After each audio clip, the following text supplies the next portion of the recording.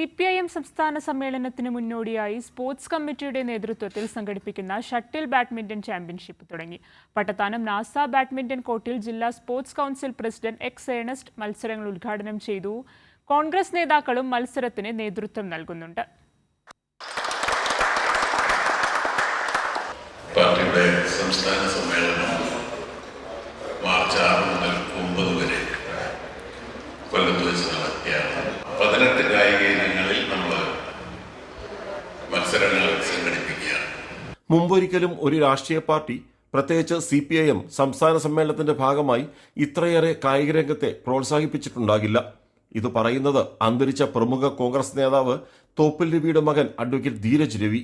അസോസിയേഷനെ സംബന്ധിച്ച് ജില്ലയിലെ ഏറ്റവും മിടുക്കരായിട്ടുള്ള ഉന്നത നിലവാരം പുലർത്തുന്ന കളിക്കാരാണ് ഈ ചാമ്പ്യൻഷിപ്പിനെ ആവേശത്തോടുകൂടി കണ്ടുകൊണ്ട് ഇന്നിവിടെ പങ്കെടുക്കുന്നത്. കൊല്ലം ജില്ലാ ചാമ്പ്യന്മാരുൾപ്പെടെ ഇക്കഴിഞ്ഞ കേരളോത്സവത്തിൽ വിജയികളായ ടീം ഉൾപ്പെടെ വളരെ ആവേശത്തോടെ ഈ ചാമ്പ്യൻഷിപ്പിനെ നോക്കിക്കാണുന്നു. അത് ഇൻ എഫക്റ്റ് കൊല്ലം ജില്ലാ അസോസിയേഷനും ഊർജം പകരുന്നു എന്നുള്ളത് സത്യമാണ്. ഞാൻ ജില്ലാ ബാഡ്മിൻ്റൺ അസോസിയേഷൻ്റെ പ്രസിഡൻ്റാണ് രാജീവ്. സമ്മേളനം അടുത്തതോടെ കായിക മേഖല മാത്രമല്ല കായിക താരങ്ങളും ആവേശത്തിലാണെന്ന് രാജീവ് ദേവലോകം പറഞ്ഞു.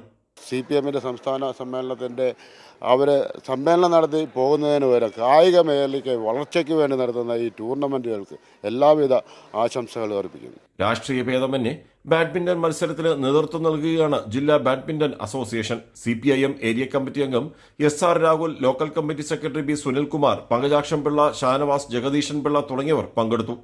ഫെദർ വിഭാഗം ഡബിൾസ് മത്സരത്തിൽ ആയുഷ് S, ആര്യൻ P എന്നിവരുടെ ടീം ജേതാക്കളായി.